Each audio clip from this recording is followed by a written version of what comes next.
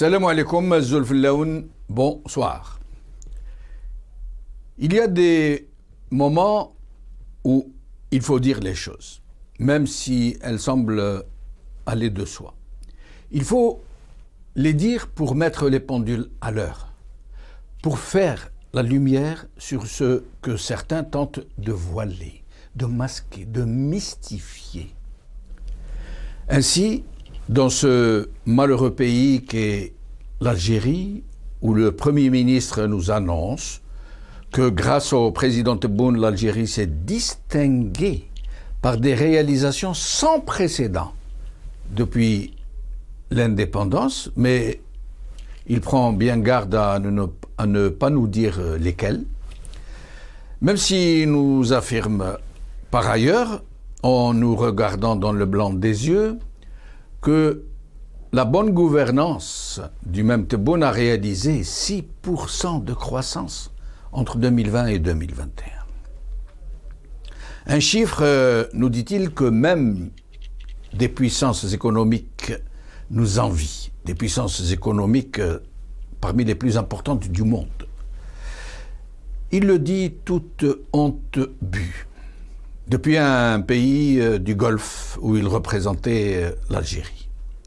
Il martèle un tel chiffre alors que nous avons un problème de pommes de terre, alors que des millions de nos compatriotes rencontrent de grandes difficultés pour se nourrir, que des millions d'autres ne parviennent plus à faire face à leurs problèmes de santé, à leurs problèmes de la scolarité de leurs enfants, alors que des centaines de jeunes contestataires croupissent en prison, alors que la presse de ce pays est étouffée, que l'armée y est aux commandes, que toutes les institutions ne sont que des coquilles vides, que l'incompétence et la bureaucratie y font des ravages, que les inondations y succèdent aux pénuries d'eau et infiniment d'autres dysfonctionnements et infiniment plus de tragédies occasionnées par un régime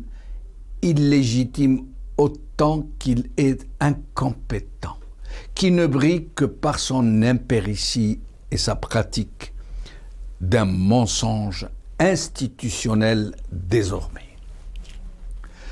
Toute autre considération mise à part, c'est un truisme de rappeler que la première exigence pour un État digne de ce nom est de mettre en place les conditions favorables pour le développement du pays. Et que cette disposition réside tout simplement dans ce qu'il est convenu d'appeler une bonne gouvernance. Al-Hawkama. C'est une exigence incontournable, une bonne gouvernance.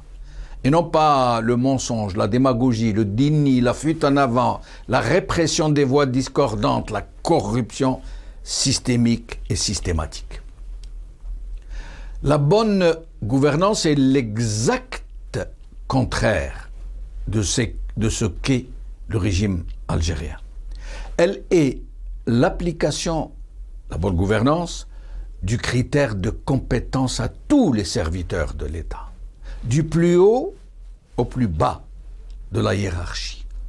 C'est la transparence dans tous les actes de l'État, dans la gestion du pays, dans le respect très strict de la loi, par tous les commis et tous les grands serviteurs de l'État.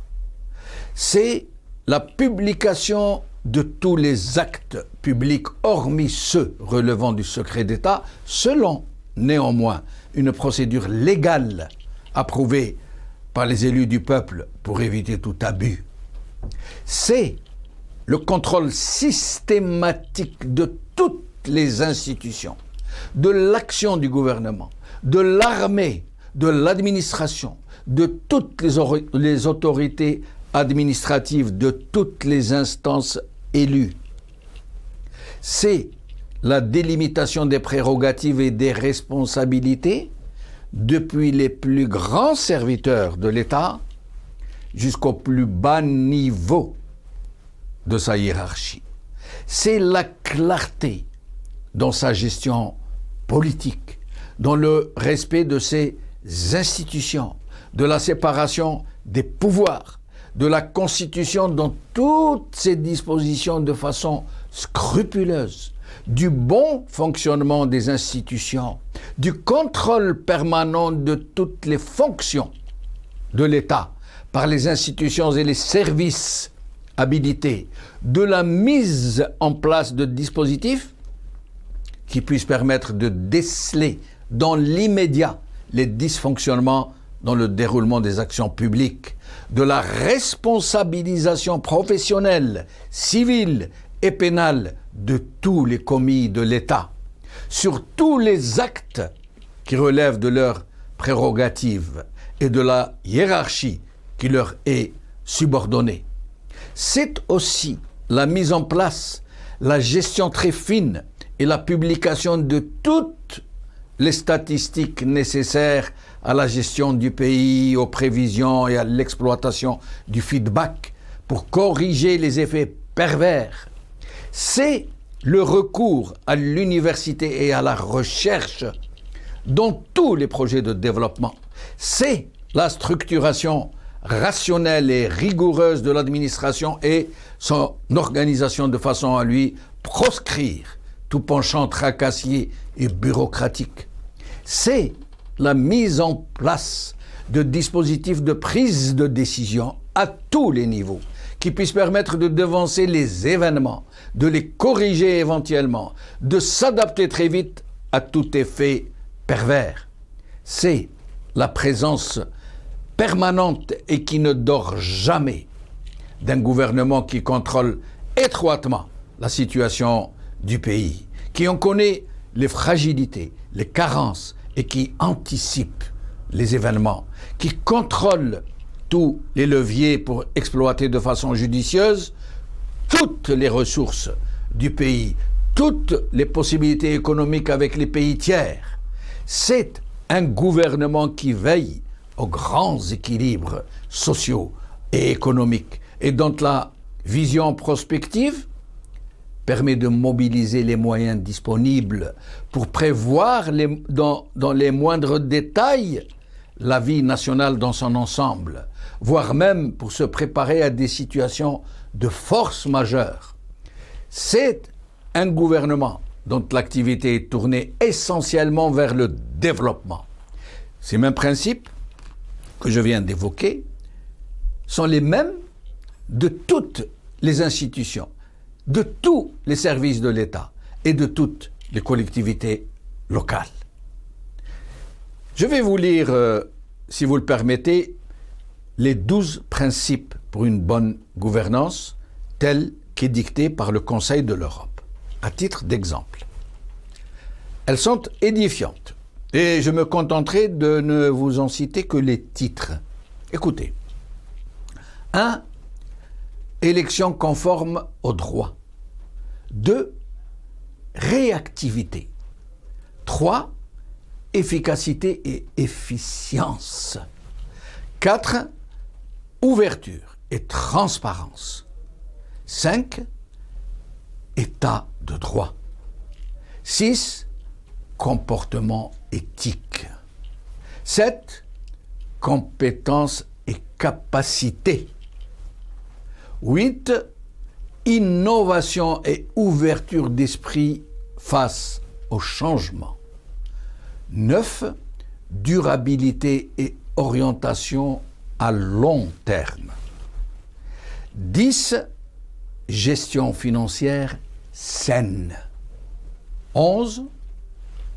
Droits de l'homme, diversité culturelle et cohésion sociale. Et enfin, 12. Obligation de rendre compte. Voilà ces 12 points.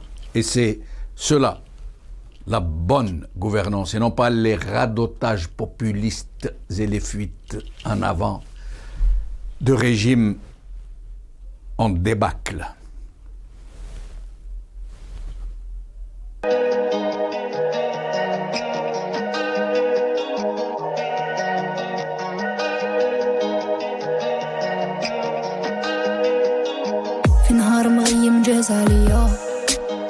حسبت بغدا خلاصة الدنيا كنت صغيرة وما زلني نية كي تعلي جامي بكاو عليا عالبكري عرفت الدنيا فانية فانية يهنوا فيها اللي قلوبهم فاضية زهيت وضربتني موجة عالية يا حمامة جابت لي بيضة خاوية سمحلي يا قلبي خسارة عليا عمرتك بهموم فاضوا بيا بريزلامي كتبت انا يا بريا كيتو ضحكوا عليا البحرية يا قلبي اللي ضرب في الدنيا برجليهم ولاو كان غير ما ولاو مرة خلاو كي تكبر في الغابة تفهم باللي دياب ما ينساو طفي وضو يخلوها في الواو الحجرة تدوب الديب ما يتوب ما يكوفنيش يعطيتو وردة ضربني بالطوب وما رحمنيش.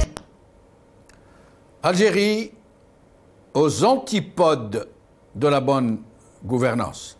C'est le titre de notre émission d'aujourd'hui. Et pour en parler, j'ai le plaisir donc de recevoir aujourd'hui Nabila Smaïl qui va bientôt nous rejoindre, avocate et militante politique. Belkacem Bokhrov, économiste, analyste politique, qui est avec nous dans cette émission pour la première fois et que je suis très content de recevoir.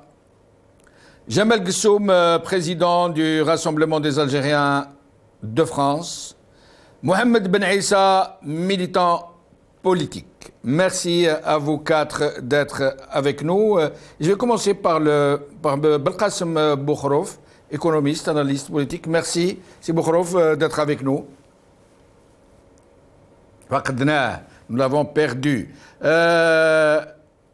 Mohamed Ben Issa, militant politique. Mohamed, merci d'avoir accepté notre invitation. Jamel, bienvenue à tous les spectateurs et à vos invités. Alors, voilà, donc vous êtes en train de suivre l'actualité algérienne. On nous dit plein de choses absolument incroyables, à croire que nous sommes tentés de nous pincer tout simplement, tellement ça ressemble à du kdeb. 6% de croissance. Tebboune a réussi les meilleures réalisations depuis l'indépendance, des réalisations sans précédent. Il nous annonce, monsieur le Premier ministre, que l'Algérie a les possibilités de rentrer au G20. Le G20. D'ailleurs, nous allons voir une infographie tout à l'heure pour voir qui sont ces pays du G20. Il nous dit plein de choses, c'est complètement incroyable. Un monsieur Tebboune qui donne instruction de passer de l'énergie actuelle, les énergies traditionnelles, à l'énergie solaire en moins de 3 mois, date butoir, et plein de choses de ce type, à croire que nous sommes en train de rêver, Mohamed Ben Issa. Non, Jamel dit on rêve pas, mais c'est la réalité qui blesse. En fait, s'il avait dit le contraire, c'est là où on serait étonné que autre chose sorte de la bouche de Tebboune et de ce régime, en fait. Et ils ne peuvent pas dire autre chose, malheureusement. C'est les Ricci, c'est eux-mêmes les fondateurs de ce système. Il faut toujours le dire et le rappeler. Pas le Premier ministre, il est jeune, lui. C'est la dernière vague, quoi. On ne peut pas dire qu'il est parmi les concepteurs du régime. Qui est au sein du gouvernement, au sein du Sérail, en fait, du régime algérien depuis 1975. Donc, quand on fait ses premiers pas et quand on se socialise dans ce régime, on apprend sa culture, on apprend sa façon de faire et on devient plus ou moins même, on contribue au prolongement de ce régime. Donc Tebboune a appris à mentir au peuple depuis qu'il était était wali ou même chef de daïra. Vous savez très bien que le prolongement de ce système mafieux et en plus la proximité, le cercle le plus proche du peuple, c'est ces institutions, c'est la wilaya, la daïra. Donc ces institutions sont fondées sur une base de mensonges, de hugra, de déni, de non-respect du citoyen. Pour eux, l'Algérien est un sujet et même est un Algérien, presque on allait dire, on pourrait même comparer à l'époque coloniale, c'est un indigène, c'est un Algérien qui vit mais qui n'a pas de mots à dire, donc il subit Et puis, s'il n'est pas content, il rentre en prison. Donc, c'est ça la règle d'or. Il faut dire toujours merci à ce système parce qu'on vit en Algérie, parce qu'on a l'air, on respire de l'air, parce qu'on boit de l'eau, parce qu'on a des routes. Voilà, donc quand tu parles avec ce régime, rappelez-vous, Yahya ce qu'il disait, et vous n'êtes pas obligé de manger le yaourt. Et quand on sera capable de faire des marches, à ce moment-là, on peut autoriser des marches. Alors que voilà. Donc vous voyez, donc c'est l'image. Hein, après les 20 ans de Bouteflika, après tout ce qu'on a vécu en décennie noire, il ne faut pas oublier tout ça. Qui étaient les acteurs de cette décennie noire? C'est les personnes qu'on voit actuellement. Hein, c'est toujours l'institution militaire qui est omniprésente. Qui est toujours une boîte noire, qui est le cœur du réacteur politique en Algérie, c'est l'institution militaire. Actuellement, on vit sur des limogeages, des généraux majeurs qui du jour au lendemain disparaissent et qu'on enlève de leur poste et qu'on ne sait pas pourquoi. Cette institution qui rend jamais compte devant le peuple. Cette institution qui s'ingère dans tout, rappelez-vous, hein, la campagne électorale sur la Constitution, c'est Chenguereha qui l'avait fait, Tebboune qui l'a nommé en place, rappelez-vous aussi, c'est le Gaïd Salah. Donc on vit dans ce contexte politique où le mensonge est devenu une politique publique. Rappelez-vous aussi, si on peut parler, peut-être on rentrera dans le sujet doucement, mais quand on parle de gouvernance sans chiffres, sans transparence, donc elle n'aura vraiment aucun sens. Et restez avec nous, Mohamed Ben Issa. Je vais tourner un peu le micro. Alors, Jamel Ghessoum, merci d'être avec nous, merci d'avoir accepté notre invitation. Merci à vous, Jamel, merci. Alors, bonne gouvernance, un critère absolument incontournable pour diriger un pays, pour essayer de le mener vers le développement, si tant est que cela est possible. Mais chez nous, ils ne se vantent pas seulement de faire de la bonne gouvernance, c'est encore mieux. Ils disent être encore meilleurs que les grandes économies mondiales et même qu'ils sont, pourquoi pas, dit-il, être du même niveau que les pays du G20. Alors, tout d'abord, moi, ce que j'aimerais dire par rapport à cela, je ne dirais pas explication politique, parce que l'économie est intimement liée à la politique. La question de la bonne gouvernance est une chose que j'aborde régulièrement, d'ailleurs, sur El Maghrebia, comme étant une des problématiques majeures dans la capacité à l'Algérie à mettre en place une dynamique économique. Secondement, ce que j'aimerais mettre en évidence, puisque vous avez parlé de 6% de taux de croissance, entrons dans le vif du sujet, et je ne vais pas aller là trop non plus sur des questions de personnes, Chenguereha ou autre, moi ça ne m'intéresse pas, moi ce qui m'intéresse, ce sont les faits par eux-mêmes.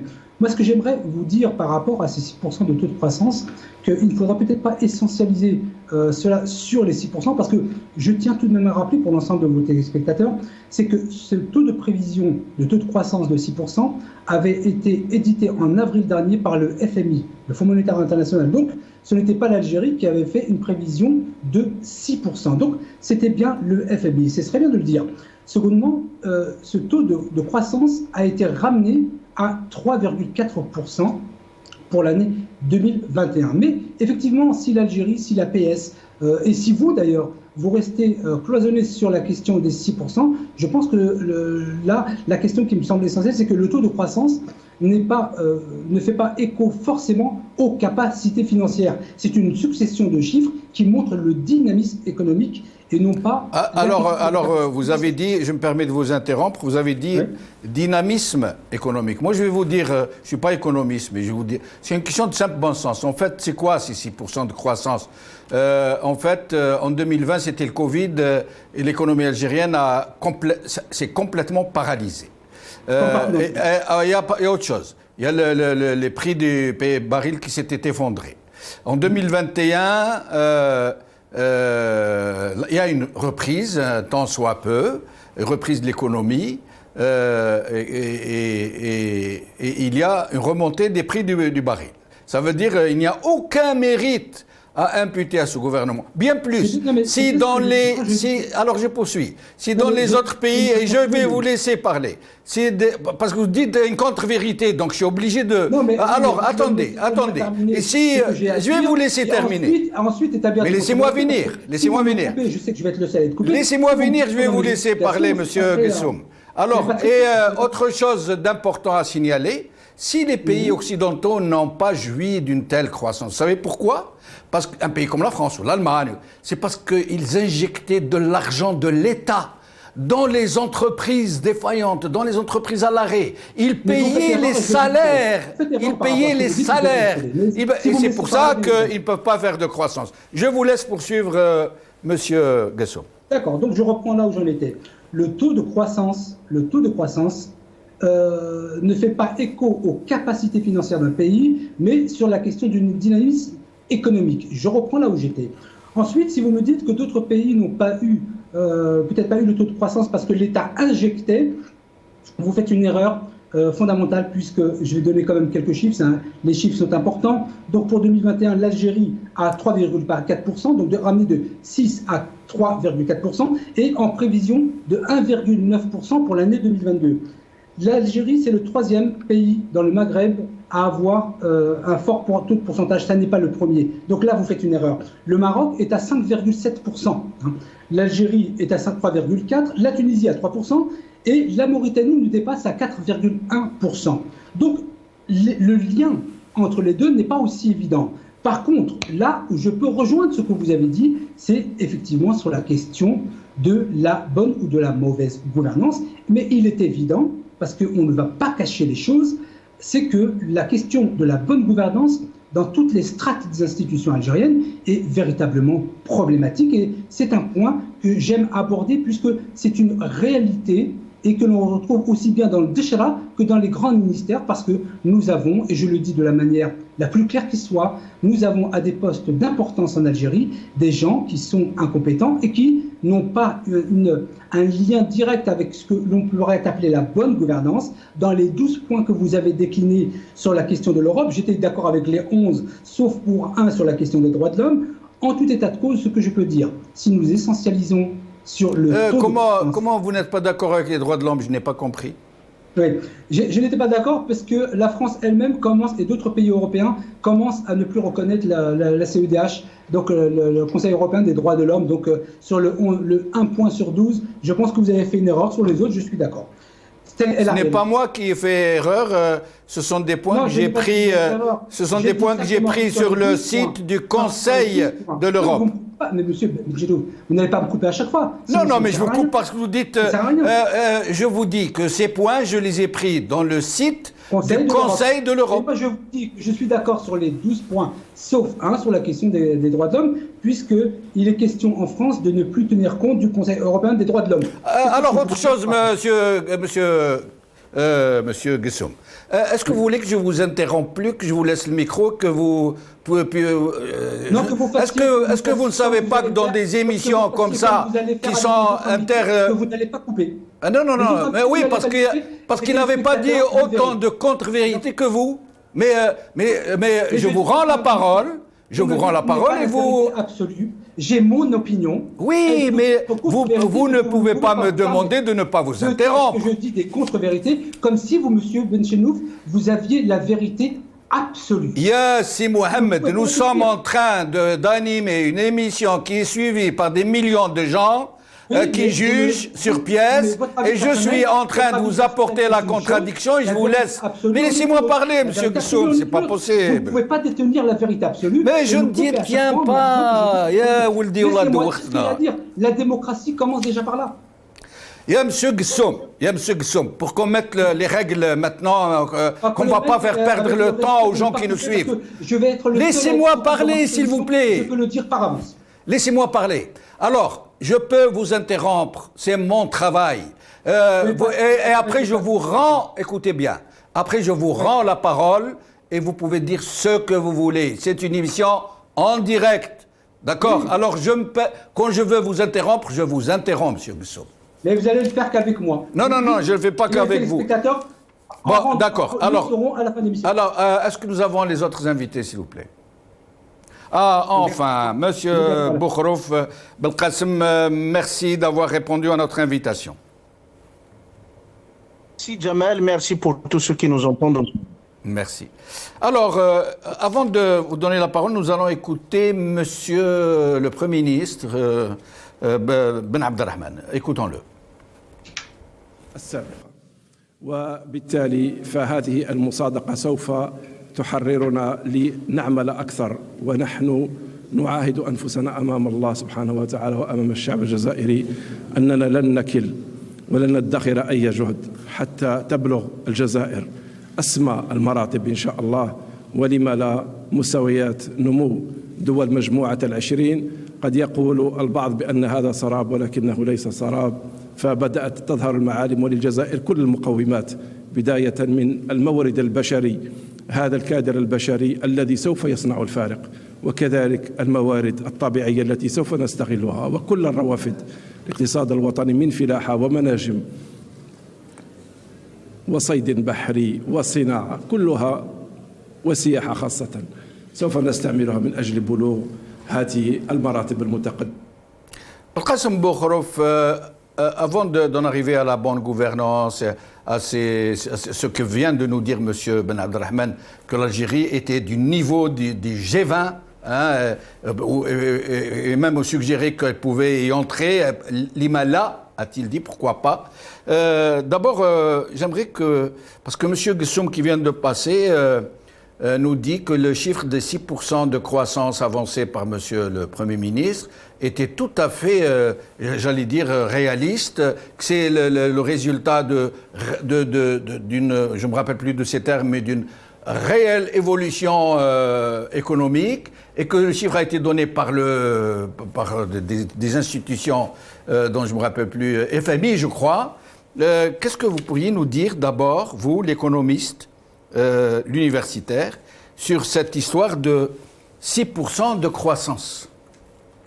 Alors, il faudra savoir que on ne peut absolument pas nous exprimer avec la langue des chiffres tant que les dispositifs statistiques, les dispositifs de prospective dans le pays ne sont pas développés. Nous avons probablement l'un des systèmes statistiques les plus obsolètes. Nous avons les systèmes de prospective quasiment qui, je ne veux pas dire qu'ils existent, mais qui sont balbutiants. Ça, c'est la première chose. Donc, il est très difficile de procéder à des analyses prospectives ou des analyses statistiques qui permettraient de dresser des tableaux plus ou moins réalistes de la des questions économiques, sociales ou culturelles, ou quelles qu'en soient les questions qu'on voudrait aborder. Deuxièmement, je pense que l'approche avec laquelle les institutions tentent de calculer les taux de croissance pour les économies en ces moments de pandémie sont faits de façon un peu séquenciée. Autrement, on ne fait pas aujourd'hui des calculs de taux de croissance sur l'ensemble de l'exercice, mais on l'a calculé sur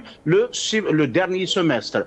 Or, on sait très bien que si on calcule un taux de croissance d'une économie, on le calcule par rapport à l'exercice précédent ou à la période de l'exercice précédent qui correspond à la même période. C'est-à-dire que si on calcule le taux de croissance du dernier semestre de l'année 2021, doit être comparé à l'exercice même semestre de l'année 2020. Or, on sait très bien que l'année 2020 a été éphémère, notamment le quatrième semestre caractérisé par une crise, une pandémie, un ralentissement de l'activité dans ce pays. Donc, il est tout à fait normal qu'avec l'absence de la pandémie, notamment pour le quatrième semestre de 2021, comparé à celui de 2020, on peut comprendre qu'il y a eu une croissance. Et je pense que le gouvernement a joué sur cela. Et je pense aussi que c'est plus un calcul de l'évolution des recettes, un calcul de l'évolution des recettes globales du pays qui fait qu'on a parlé d'un taux de croissance de 6%. Or que ce qui m'intéresserait, c'est la formation capitale, la formation brute du capital fixe, c'est-à-dire la réelle création de richesse, notamment liée à l'évolution du PIB. Pour le moment, on ne sait pas comment le PIB algérien a évolué. Donc ça, c'est pour la première chose.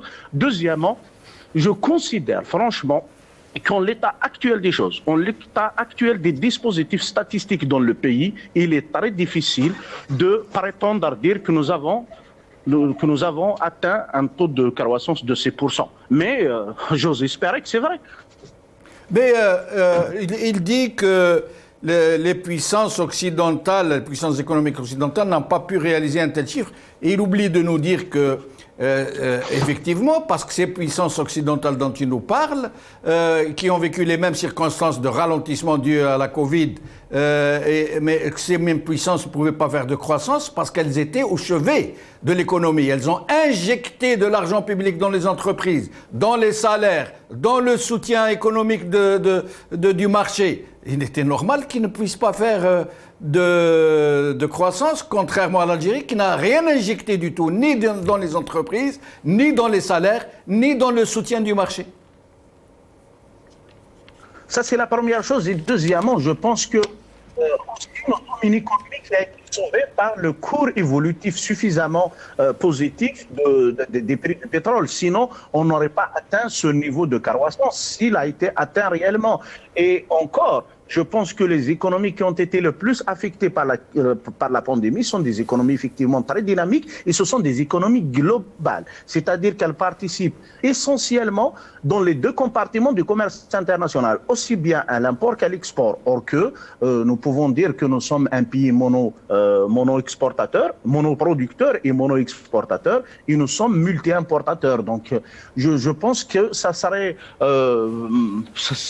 un peu raccourci de la part de nos gouvernants de dire que nous avons atteint un taux de croissance parce qu'en fait, le plus important aussi, s'il faut l'expliquer à ceux qui nous écoutent, la croissance doit être durable pour être considérée comme telle. Mais si elle est éphémère et si elle est calculée seulement sur un exercice, ça serait encore malheureux. Et puis, ce que nos gouvernants ne voudraient pas dire ou probablement ne pourront pas dire, c'est que aujourd'hui, nous n'arrivons pas aussi à dire en quoi ce taux de croissance, j'espère qu'il est réel, est contrebalancé par un taux d'inflation aussi très élevé.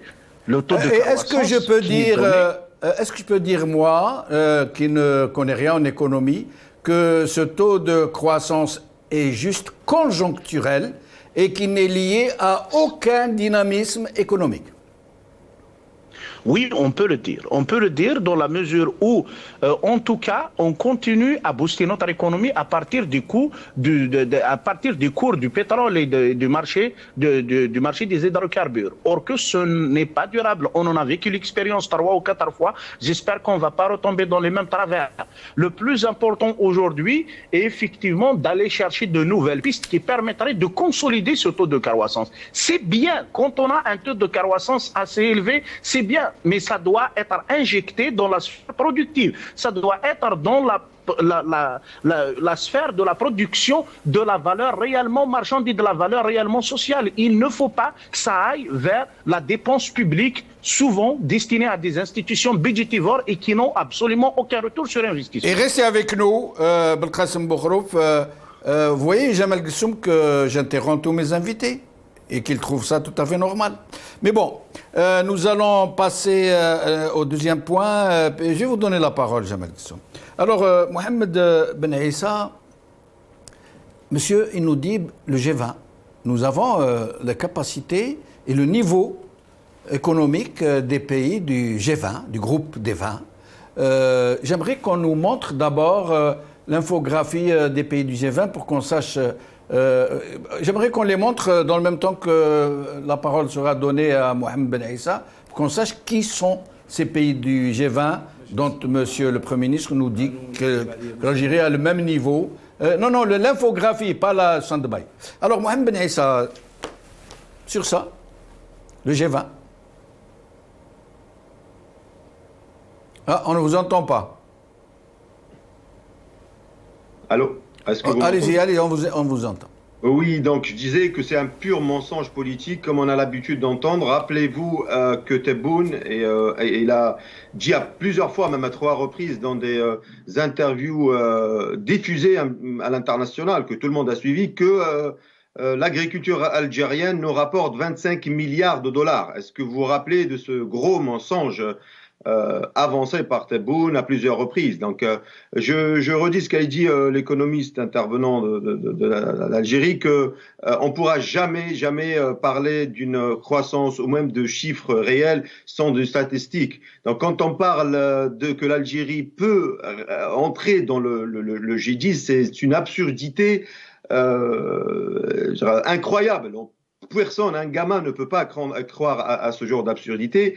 Et surtout, quand on voit les chiffres locaux, quand on voit l'inflation, quand on voit que l'Algérie, actuellement, elle est en train de doper l'économie nationale avec la planche à billets, avec surtout la dévaluation du dinar. Vous savez très bien qu'il y a une dévaluation du dinar qui s'est opérée depuis maintenant l'année dernière et sur trois années. Et les Algériens commencent à sentir ça tous les jours dans leur vie quotidienne sur le pouvoir d'achat, que les choses, on va dire les matières premières de consommation première ont augmenté, ont doublé, ont triplé. Donc, quand on parle d'une croissance ou d'une Algérie qui va intégrer le club des 16, alors au moment où la Turquie, elle est en train de se passer à la classe, on va dire 21, alors qu'elle était dans le G20, quand on voit tout ce qu'a dépensé toutes les économies mondiales pour booster la croissance et booster leur économie pendant le Covid, on voit que l'Algérie n'a rien dépensé. On voit que juste en Tunisie, un pays tout petit, que l'Algérie lui donne de l'argent, lui prête de l'argent, à dépenser au moins 2 à 3 fois plus que l'Algérie. Donc, quand on voit aucune mesure de relance économique n'a été prise pendant le Covid, donc je ne vois pas comment cette économie qui vit à 97% sur les revenus pétroliers peut se permettre d'accéder au G, je dis pas au G10, hein, j'ai dit au G même 60, qui fait partie des 100 pays les plus puissants du monde. L'Algérie, elle est à la traîne. Le seul pays qui peut accéder dans les 20 premiers ou même les 30 premiers. Et restez avec nous, Mohamed. On va faire des tours de micro assez dynamiques. Je reviens à vous dans un moment. Jamal Gussoum, même question. Juste, M. Benchelouf, tout à l'heure, vous avez dit que j'avais dit qu'il y avait effectivement un taux de croissance de 6% avec un dynamisme. Vous, M. Benchelouf, vous l'avez projeté, je ne l'ai jamais dit, et c'est enregistré. J'ai simplement dit qu'il ne fallait pas essentialiser sur ce qui a été déclaré par le FMI en avril. Vous projetez des choses, et donc vous dites des contre-vérités sur mes propos. Mais cela est enregistré. Moi, ce qui me paraît très intéressant dans l'analyse de M. Belkacem Boukhrouf, que je ne connaissais pas du tout, c'est une analyse absolument judicieuse, très carrée, sans dogmatisme et sans idéologie. En tout cas, voilà le type d'analyse que j'apprécie beaucoup, parce que ce que j'ai apprécié dans son analyse globale, ça tourne autour de 3 points, ça tourne autour de la variable d'ajustement, que sont les hydrocarbures. Est-ce que vous pourriez nous parler du G20, s'il vous plaît, Jamal Gussoum? Oui, non. Écoutez, vous n'allez pas faire la loi ici. Hein. Écoutez, Jamal Gussoum, je vous ai posé une question, s'il vous plaît. Bon, on passe à l'invité prochain. Monsieur Belkacem Boukhrouf. Belkacem Boukhrouf, s'il vous plaît. Oui. Belkacem Boukhrouf, sur le G20, avec un aplomb absolument incroyable, il nous regarde en face, il le dit, entouré de dirigeants, de ministres, et il est face au Sénat, qui soit dit en passant a approuvé à l'unanimité la loi de finances, donc la fin des subventions. Monsieur Ben Abdelrahman nous dit que l'Algérie a les moyens, les possibilités, le niveau du G20. Pourquoi pas, a-t-il dit? Allô? Oui, on vous écoute. Alors, je pense qu'on doit relativiser ces propos, c'est bien d'espérer, et je pense que la modestie est la meilleure des postures pour les responsables politiques. Il faudra quand même dire que l'économie algérienne, d'un point de vue de la participation au PIB mondial, elle représente exactement 1/30 de l'économie française. Elle représente 1/110 de l'économie américaine. Elle représente 1/60 de l'économie chinoise. Et je pense que le mieux, ce serait d'essayer de les atteindre, mais tout en étant modeste. Il faut dire aussi à ceux qui nous écoutent que le G20 est quand même constitué des dirigeants des économies qui sont les 20 premières dans le monde. Elles contribuent sensiblement à l'économie mondiale. Or, quand on voit l'architecture de l'économie algérienne, on l'a dit, nous sommes une économie monoproductrice et mono-exportatrice. Nous avons dit que nous sommes une économie essentiellement dépendante des intrants étrangers. Et encore pire, nous sommes une économie un peu de rente. Je préfère ne pas aller plus loin, je préfère dire juste que c'est une économie de rente. Et pour cela, les premières transformations qui doivent être opérées pour espérer participer à ce jeu dans l'économie mondiale, c'est un changement culturel. Or que pour l'instant, nous avons les textes qui régulent l'économie les plus archaïques. Nous avons le système bancaire le plus lourd. Nous avons le système statistique le plus monotone. Nous avons une armature, une architecture institutionnelle qui régule et qui participe à diriger l'économie qui est la plus bureaucratique. Je ne pense pas qu'on puisse aujourd'hui faire l'économie avec du discours. L'économie se fait avec les actes. Elle se fait avec la libération de l'initiative. Elle se fait avec la restructuration de la perception et de la conception de la contribution des différents capitaux à l'économie. Or qu'aujourd'hui, le premier capital qu'on met en avant, c'est le capital du sous-sol, c'est le capital financier. Or que le premier capital qui doit être mis en avant, c'est le capital culturel et le capital humain. Nous n'avons pas su valoriser le capital humain en Algérie. Quand on voit le nombre de personnes qui quittent ce pays pour rejoindre d'autres cieux, quand on voit le nombre de personnes qui n'arrivent plus à créer des entreprises, même s'ils en ont des idées. Nous allons revenir sur ces points, si vous le permettez, Belkacem Bokrouf, quand on va aborder cet aspect de la bonne gouvernance. Alors, je reviens à Jamel Ghessoum. Est-ce que vous voulez bien répondre à cette histoire de G20 qu'a avancé monsieur? Je vais y répondre, mais on n'est pas non plus dans une audition polyjudiciaire. Donc, sur la question du G20, quels sont les critères pour être affirmatif et dire qu'un pays peut rejoindre le G20? Moi, je ne suis pas un idéologue, je ne les connais pas. Toujours est-il que sur la base de peu de connaissances, et là, la question de l'humilité m'emporte et m'importe. Je ne pense pas, évidemment, que... Là, on tombe dans la démagogie. Ça va être un peu comme le sujet que vous allez aborder sur la transition énergétique en 3 mois. On est dans une forme de démagogie. Ça me paraît très clair. On ne peut pas... C'est un peu comme un ancien Premier ministre qui déclarait qu'on est mieux en Algérie qu'en Suisse ou quelque chose dans ce genre. On est dans de la démagogie. Alors moi, je suis étonné que ce soit le Premier ministre qui fasse ces déclarations, lui qui est un fin connaisseur de l'économie, quand même, rappelons-le. Il aurait d'ailleurs peut-être été mieux à le ministère de l'économie que Premier ministre. Je crois qu'il aurait été plus efficace. Donc je suis un peu étonné de cette déclaration, mais à la limite, l'optimisme tel que on peut la ressentir comme étant une valeur politique, associative, culturelle ou autre, pourquoi pas? Mais bon, je n'y crois guère. Et vous pensez, Jamel Ghessoum, vous pensez que c'est de l'optimisme que de dire une telle insanité? Pourquoi alors dans ce cas, pourquoi ne pas pousser l'optimisme, je ne sais pas, à dire par exemple, nous avons Khatem Sidna Suleiman, ou nous avons les plus grands gisements d'or au monde, optimisme pour optimisme, où nous sommes plus puissants que les États-Unis. Oui, mais vous savez, ces discours, ça fait des années qu'on les tient. Quel est l'Algérien qui un jour n'a pas dit si on ouvrait l'Algérie au tourisme, on serait mieux que les plus grands pays au monde? Quel Algérien n'a pas dit à un moment donné qu'effectivement nous avons les plus grands gisements d'or, et donc en ayant trop d'optimisme, on peut très facilement tomber sur la démagogie. Et je rejoins complètement M. Belkacem Bokrouf, j'ai d'ailleurs plaisir à le connaître aujourd'hui, sur la question de la modestie dans ce que l'on peut avancer en termes économiques, et effectivement le capital humain, le capital social et je pense dans le moteur de l'économie, une donnée tout à fait essentielle. Donc trop d'optimisme ou simplement de la démagogie, déjà que nous ayons des institutions qui axent leur travail sur d'abord une bonne gouvernance avant de vouloir aller rejoindre des pays. On commence déjà de manière très humble, comme le disait M. Bokrouf, chez nous, pour aller ensuite sur la scène internationale. On ne peut pas tout faire en même temps. Donc démagogie. Je ne sais pas quoi dire d'autre. Très bien. on prend acte. Mohamed Ben Issa, alors, est-ce que vous souhaitez rebondir sur cette histoire de... Sinon, j'ai une question. Bah oui, en fait, votre intervenant, il disait démagogie. Oui, c'est vrai, mais en même temps, il participe à cette démagogie.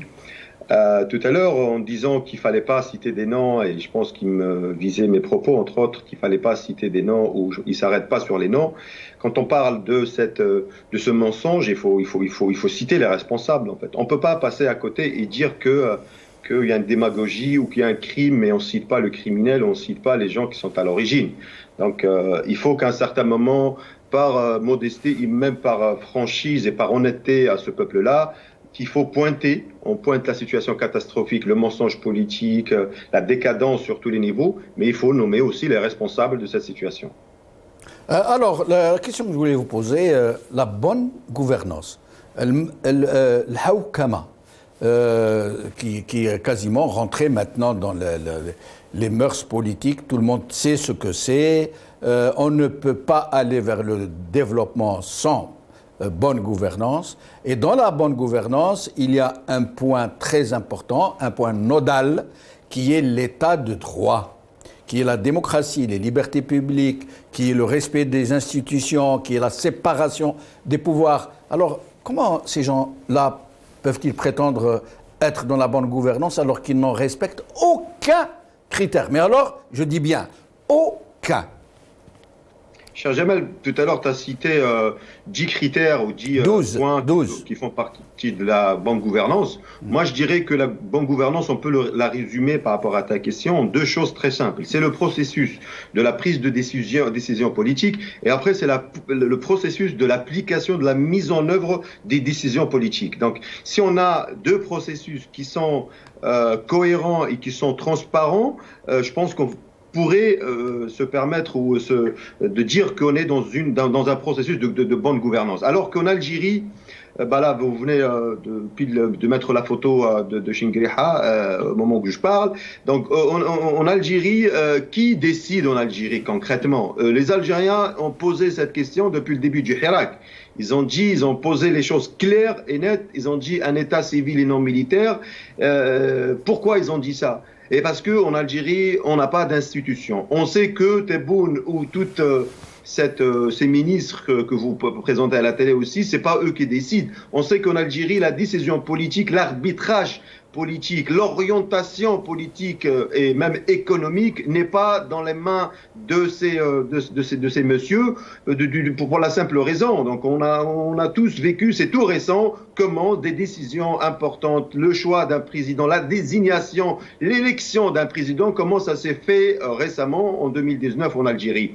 Tout le monde sait que ce Parlement, le Parlement qui a été élu entre guillemets avec un taux de participation très maigre, a fait récemment aussi pour la loi de finances, pour le projet du gouvernement, comme d'habitude, par une levée de la main, sans une discussion profonde, avec des critiques, on a vu même parmi les nouvelles personnes, les figures jeunes qui sont rentrées dans ce Parlement, dire que votre programme, votre projet n'est pas un projet, il n'y a pas de chiffres, il n'y a pas de critères, il n'y a pas de deadline, il n'y a pas de mesures, on ne peut jamais évaluer un projet de gouvernement avec des normes, avec des chiffres de grandeur, avec vraiment de l'anarchie, avec de la littérature plus qu'un programme d'un gouvernement banal en fait. En allant même, on peut se comparer maintenant, on peut plus se comparer avec le Maroc et la Tunisie sur la gouvernance. Il faut y aller dans des pays africains et on peut même pas se comparer avec le Nigeria ou le Rwanda ou même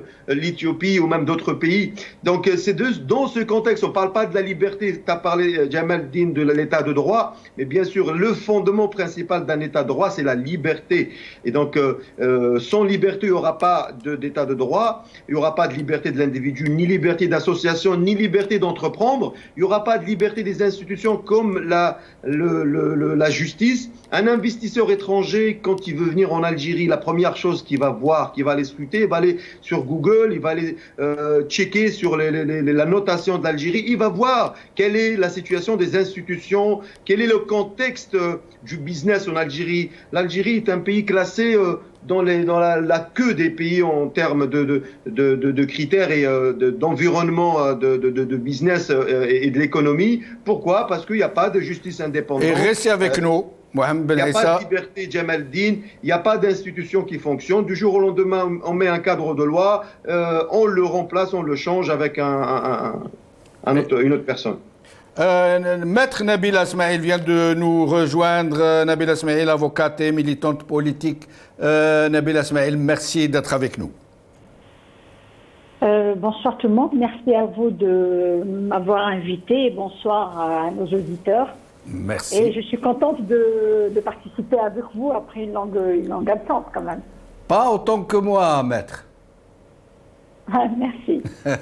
Alors, avant de rentrer dans le sujet qui nous intéresse aujourd'hui, la bonne gouvernance, mais aussi cette déclaration hallucinante du Premier ministre qui parle de 6% de taux de croissance, qui parle des meilleures réalisations jamais observées depuis l'indépendance grâce à la bonne gouvernance de M. Tebboune, qui dit que l'Algérie est maintenant du niveau du G20. Vous imaginez, nous allons d'ailleurs lire la liste de ces pays dans un petit moment. Avant d'en arriver là, Maître Nabila Smaïl, je vais vous montrer une scène de vos confrères et consoeurs en train de manifester. Vous nous direz ce qui se passe. Nous allons regarder.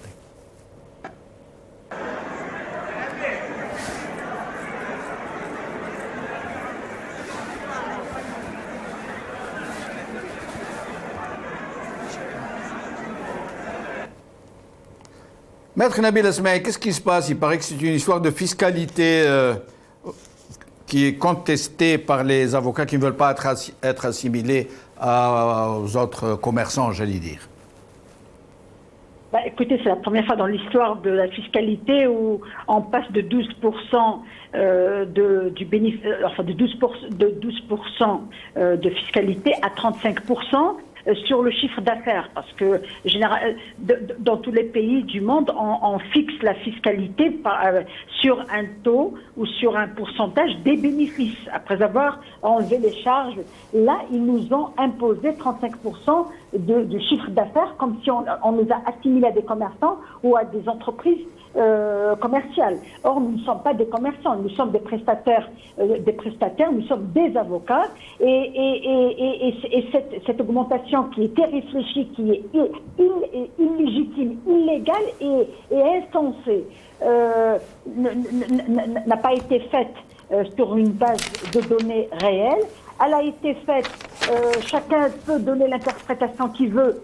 L'un vous dit que c'est orienté vers une sanction parce que les avocats sont peut-être les seuls à avoir tenu tête à tout ce qui est en train de se passer, à une répression qui n'a pas de visage. Est-ce que c'est une façon de nous détourner, comme ils ont détourné le peuple des revendications politiques pour l'occuper avec la pomme de terre?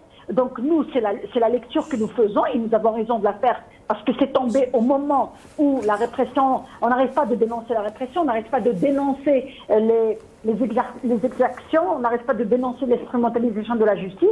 Donc il faut absolument qu'ils nous occupent avec une histoire de fiscalité, une histoire d'argent. Alors que ça a des répercussions très graves sur le justiciable, parce que quand un avocat sait qu'il va payer 35%, il est tout à fait normal et légitime qu'il augmente ses honoraires, parce qu'il ne peut pas, dépenser ou faire tout ça sur la base des honoraires qu'il applique. Moi je parle pour Tizi Ouzou, parce que pour Tizi Ouzou, les honoraires sont vraiment en deçà de ce qui est appliqué ailleurs. Mais ça c'est une première lecture. La deuxième lecture, c'est que beaucoup en ont ri en disant finalement, ils ont bien trouvé d'où ramener l'argent détourné. Sauf que l'argent de l'avocat, c'est pas un argent détourné. C'est un argent qui est gagné, c'est le fruit d'un travail, c'est le fruit d'un effort, c'est le fruit de beaucoup d'efforts. L'avocat est un homme de loi qui est là pour éclairer la justice, pour éviter à la justice de commettre des erreurs et de condamner des innocents ou de rendre de mauvaises décisions. Donc il y a ça, il y a pas que la fiscalité, mais il ne faut pas oublier qu'au même temps, alors au moment où l'APN et le Sénat aujourd'hui votent la loi de finances 2022. Il y a aussi la programmation de l'audience devant le Conseil constitutionnel qui va statuer la Cour constitutionnelle. Bon, la demande a été faite devant le Conseil constitutionnel. Maintenant, c'est la Cour constitutionnelle qui doit statuer sur la non-constitutionnalité de l'article 24 de la loi régissant la profession d'avocat. Et cet article donne l'impunité à l'avocat à l'occasion de l'exercice de sa fonction. C'est-à-dire que maintenant, ils ont fait faire un recours en annulation de cet article pour nous enlever cette impunité qui nous protège lors de nos plaidoiries. Alors maintenant, si cet article s'il venait d'être annulé, ça veut dire que maintenant vous n'avez plus le droit de parler du président, vous n'avez plus le droit de citer des noms de hauts responsables, vous n'avez plus le droit dans votre plaidoirie de dire que s'il y a une mauvaise gouvernance, il y a ça, il y a ça, il y a ça. Et comme dans les procès de l'oligarchie, les procès des ministres qui sont passés, les procès des hirakistes, les avocats ont fait sortir beaucoup de réalités, beaucoup de vérités. Alors, je me permets de vous interrompre, Nabila Smaïl, mais nous allons voir si nous ne pouvons pas, pendant que vous parliez, je me disais que c'était possible peut-être faire une émission sur ça. Mais j'aimerais que nous revenions donc au sujet du jour. Mais avant, Nabila Smaïl, je vais vous lire la liste des pays du G20. À laquelle prétend M. Ben Abdelrahman appartenir, avoir le même niveau que ces pays qui seraient à la limite que justice d'en faire partie. Alors, l'Afrique du Sud, l'Allemagne, l'Arabie Saoudite, l'Argentine, l'Australie, le Brésil, le Canada, la Chine, la Corée du Sud, les États-Unis d'Amérique, l'Europe, la France, l'Inde, l'Indonésie, l'Italie, le Japon, le Mexique, le Royaume-Uni, la Russie et la Turquie. Voilà, donc Monsieur le Premier ministre nous dit que l'Algérie est du même niveau que le G20 et pourquoi pas l'Himalaya, en faire partie à la limite, comme la Turquie vient de le faire depuis quelque temps déjà. Alors, Nabila Smaïl, sur ces déclarations de ce monsieur. Je suis triste pour mon pays parce que de tous ces pays que vous venez de citer, je n'ai pas vu la population d'un seul de ces pays faire la chaîne pour avoir un sac de 5 kilos de pommes de terre. Donc je pense que chacun a son Algérie. Et dans l'Algérie nouvelle qui appartient à ceux qui sont au pouvoir, c'est une Algérie nouvelle qui est tout à fait théorique. Moi, je parle de mon Algérie à moi, qui est la réelle, l'Algérie de la réalité, l'Algérie de la rue, l'Algérie de l'image de cet enfant que vous avez passé hier dans votre émission d'hier. Vous avez diffusé les photos d'un enfant qui dormait à même le sol dehors, alors qu'il pleuvait, il s'est couvert la tête avec un sachet de plastique. Et ça m'a révolté, ça m'a fait.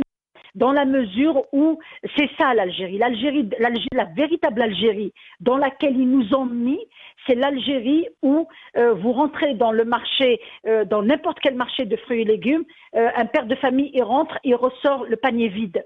Tout le monde serre la ceinture parce que tout le monde a peur que la loi de finances 2022 soit appliquée et que ces histoires de subventions disparaissent.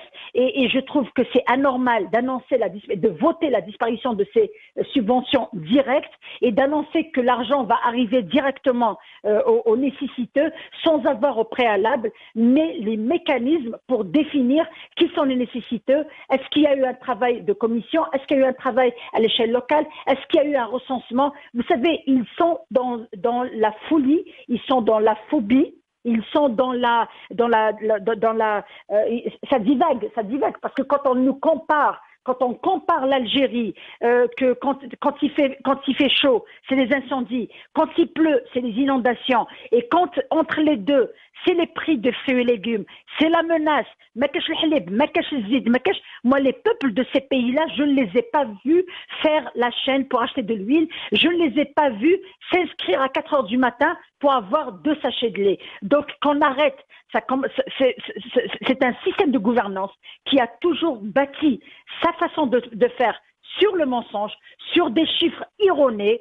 Je n'ai jamais vu de ma vie un pays qui a mis à genoux son économie. Je n'ai jamais vu de ma vie une gouvernance qui a travaillé pour fermer les entreprises publiques. Je n'ai jamais vu de ma vie une gouvernance qui a muselé les banques, qui a ligoté les banques et qui continue à ligoter par une bureaucratie lourde, une bureaucratie étouffante qui continue à étouffer toute tentative d'investissement. Vous savez, quand tous les États, ces États que vous venez de me citer, quand ils ont passé la période de la pandémie à mettre des plans de relance économique, nous, le gouvernement, le pouvoir en Algérie, a profité de la pandémie pour mettre un arsenal juridique pour réprimer le peuple. Je me permets de vous interrompre, Nabil Asmaïl, je vous ai laissé un peu plus de temps parce que vous étiez arrivé après.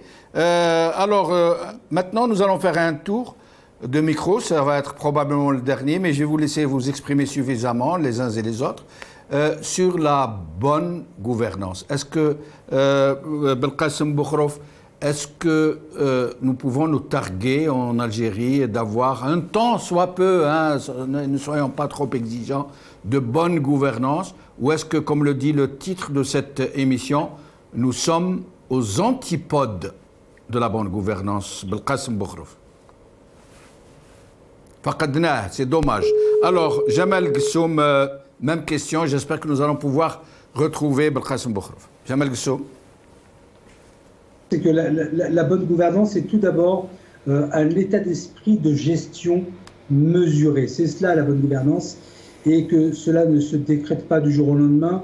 Cela nécessite bien évidemment d'avoir des personnes qui sont en capacité tant intellectuelle que pratique à mettre en place des mécanismes qui permettent d'atteindre des objectifs que l'on vise, qui soient justes et réalisables.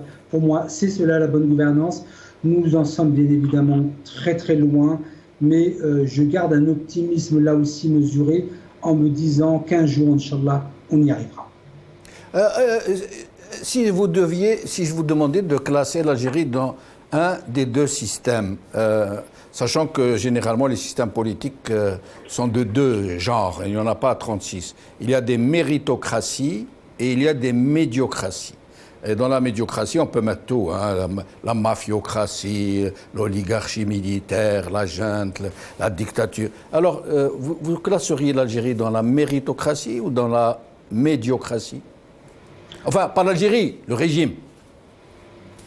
Non, je dirais que, vous savez, on ne peut pas être binaire comme cela et présenter que deux situations. Vous avez des pays tels que la France où il n'y a pas ce n'est pas une méritocratie non plus.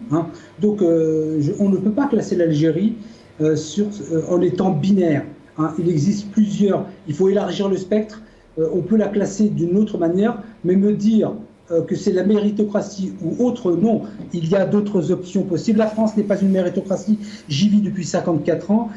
Et pour autant, en termes de quotidien, on vit évidemment mieux en France qu'en Algérie. Donc, je ne la classerai pas à votre demande. Ce n'est pas à ma demande. Moi, je vous ai posé question. Vous dites ce que vous voulez. Mohamed Ben Issa, la bonne gouvernance, est-ce que nous sommes un peu à côté? Est-ce que nous sommes très loin? Est-ce que nous sommes aux antipodes? C'est dommage que votre intervenant ne veut pas se prononcer là-dessus, parce que parler d'un sujet si important et ne pas nommer les choses, en fait, la corruption elle-même commence par ne pas nommer les choses, en fait. Ne pas nommer, dire que l'Algérie est une dictature, que l'Algérie est un pays en dehors de la gouvernance en elle-même. Tebboune lui-même l'a dit en fait, hein, pas moi. Tebboune l'a dit que le Hirak est venu, il a sauvé l'Algérie d'une chute, d'une dégringolade. Il a sauvé l'Algérie, il l'a dit. Et donc si on dit qu'avant l'arrivée de Tebboune, que l'Algérie allait chuter, allait disparaître complètement, on dit qu'est-ce qu'il a fait Tebboune depuis qu'il est venu pour sauver cette Algérie. On se rend compte, si on fait un bilan de mi-mandat pour Tebboune, vous allez voir que son bilan, il est plus que négatif, il est vraiment insignifiant. Si on parle d'une bonne gouvernance pour l'Algérie, je pense qu'il faut refonder totalement cette Algérie. L'Algérie est hors temporalité et hors sol complètement. Le peuple qui constitue l'élément de base de l'Algérie, hein, il n'y a pas d'Algérie sans le peuple, malgré que voilà, le peuple a dit que dans ses slogans dernièrement, Jumhuriya min ghir sha'b, donc une république sans peuple.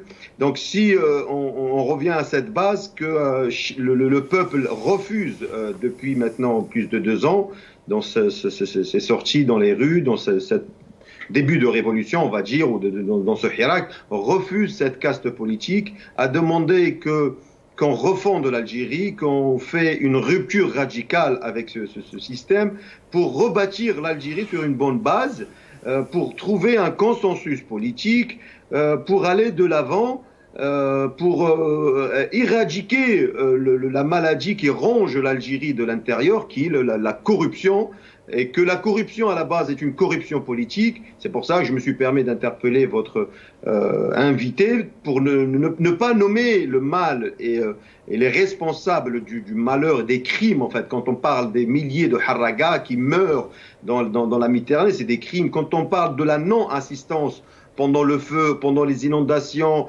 pendant tout ce que connaît l'Algérie, donc c'est des crimes.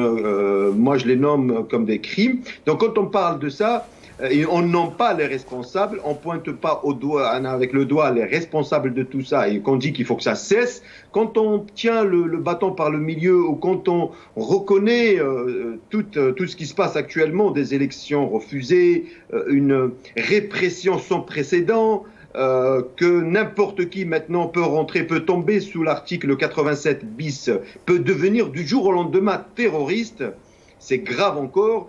Que les avocats ne puissent plus travailler, qu'on a un avocat en prison, que des journalistes sont en prison, quand des Algériens n'arrivent plus à rentrer. Votre invité, il probablement vit en Europe, on lui demande qu'est-ce qu'il a fait pour que ses compatriotes puissent rentrer à ce qui s'est présenté aux élections. Il sait très bien qu'on est puni. On ne parle pas des militants, le reste de la population qui vont aller dépenser de l'argent en Algérie ne peuvent pas rentrer parce que le billet il est à 1 000 €, il est à 900 €, il est introuvable maintenant. On a vu des avions partir tout vides alors que les Algériens n'arrivent plus à rentrer chez eux. Donc vous avez parlé de la crise de la pomme de terre, on a parlé de la crise de la liquidité, on a parlé de tout. Ce qu'on a vécu depuis l'arrivée de Tebboune, l'Algérie va de mal en mal, de pire en pire. Donc on ne peut pas parler du tout d'une gouvernance ou d'une bonne gouvernance, Jamel. On craint beaucoup pour l'Algérie, surtout en prenant en compte de tout ce qui se passe, le va-t-en-guerre que le gouvernement, ou que Tebboune, ce qui se passe au Mali, au Libye. Donc on s'inquiète fortement pour l'Algérie. Alors, avant de revenir vers Nabil Ismail, je vais vous montrer une photo, mes chers amis. Pardonnez-moi, parce qu'elle est très dure. C'est la photo d'un Harrak en Espagne. On ne sait pas sa nationalité, s'il est algérien, s'il est marocain, s'il est tunisien. En tout cas, en Espagne, regardez cette photo, ce petit enfant. Regardez ce qu'ils font subir à nos peuples. Regardez cet enfant. Emplissez-vous de cette tragédie, de ce traumatisme qu'il va vivre probablement toute sa vie. Voilà la bonne gouvernance de ceux qui prétendent être du même niveau que les pays du G20.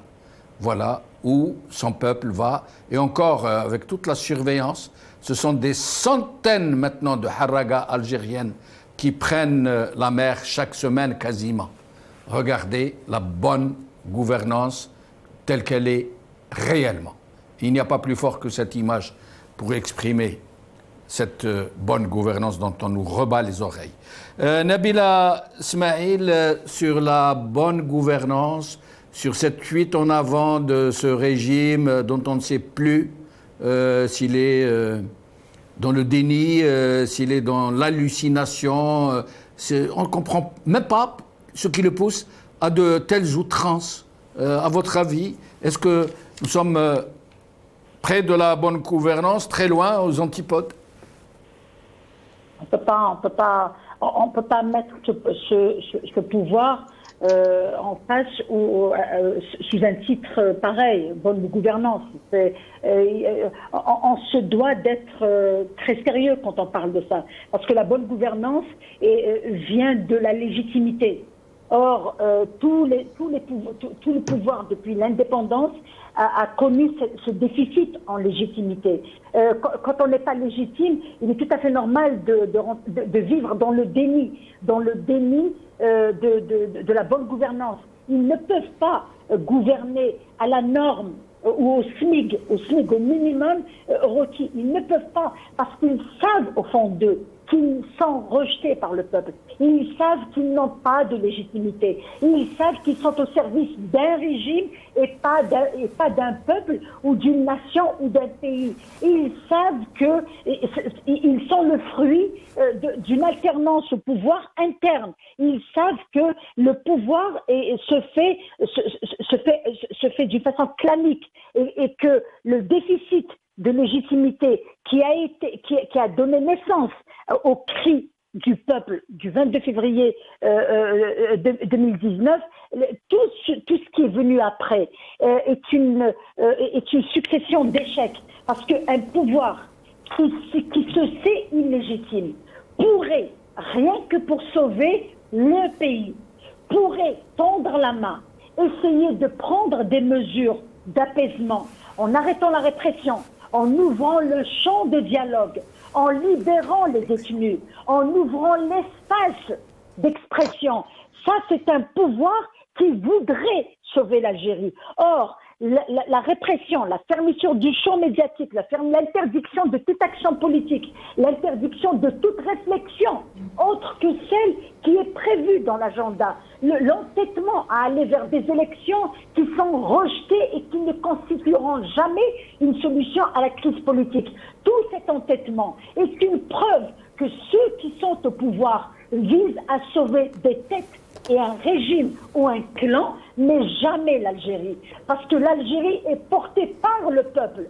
Le peuple a demandé, a fait une plateforme. Il a demandé un changement de système et d'aller vers un état de droit, un état des libertés et des droits. Il a demandé l'ouverture du champ, le respect des libertés collectives et individuelles, l'ouverture du champ politique, l'alternance au pouvoir. Et il n'a pas demandé la répression, il n'a pas demandé que le texte soit révisé pour qu'on devienne un État dictatorial. On ne peut pas oublier le sacrifice des militants qui sont morts pour qu'il y ait un semblant de démocratie en Algérie. Et maintenant, il y a un retour en arrière, il y a un déni, il y a comme une vengeance, parce que tout le monde ressent cet esprit de vengeance qui est chez les gouvernants.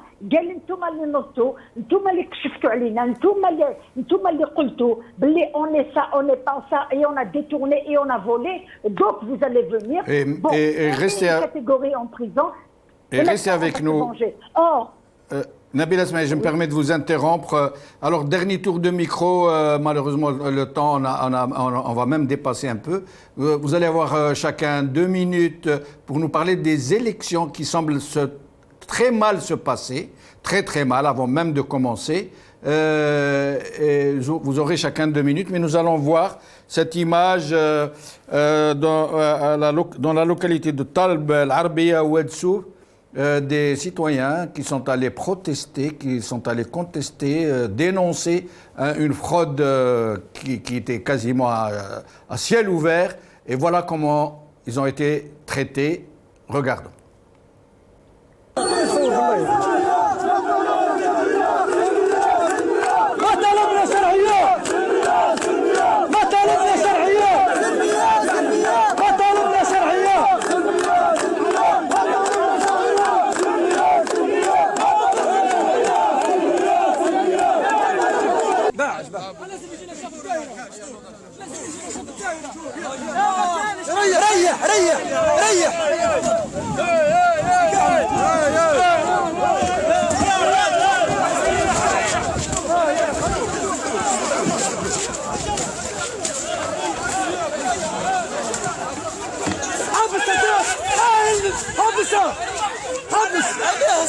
ما تحذفش يحوسوا عنها. هذه اللي حوسوا عليها هم.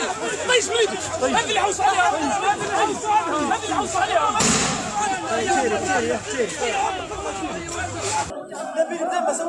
ما زلنا في بلاد القديمة. Jamel Gussoum, donc des élections qui semblent très mal se passer alors qu'elles n'ont même pas vraiment commencé. On parle de fraude, y compris des partis très proches du régime, comme celle de M. Bengrina, qui dit ne jamais avoir observé des élections aussi catastrophiques que cette fois-ci. Jamel Gussoum, vous avez 2 minutes. Bon, je connais parce que c'est chez moi Edwed, donc je ne suis pas non plus étonné de ce qui peut se passer. J'avais dit dans une émission avec Sina Serjoudi que je distinguais les mécanismes mis en place pour les élections d'éventuels trafics d'urnes, etc. Donc je ne suis pas étonné que les pratiques qui existaient anciennement, particulièrement dans les élections locales, se reproduisent. Donc je ne suis pas très étonné de cela. Il me reste à peu près 1 minute 10. Et je souhaiterais simplement terminer mon observation aujourd'hui, en tout cas, à dire que les symboles sont effectivement très importants. Vous avez mis la photo de ce gamin et c'est absolument tragique. Et vous avez commencé à dire très justement que vous ne savez pas de quelle origine il est, pour terminer votre propos en disant que c'est à cause des gens qui déclarent qu'on peut rejoindre le G20, assimilant le fait que il était peut-être algérien. Je ne trouve pas cela très honnête intellectuellement. Je dois vous le dire, M. Benchimouf. Voilà, mon intervention s'arrête là. Bravo. Mohamed Ben Issa, 2 minutes pour nous dire ce que vous pensez de ces élections qui semblent se promettre une catastrophe, une bérésina. Encore une. Oui, encore une, Jamal. Ces élections sont encore une farce électorale, c'est encore une occasion ratée par le régime et vraiment c'est du gaspillage de l'argent. Ça coûte énormément pour le contribuable, pour les Algériens.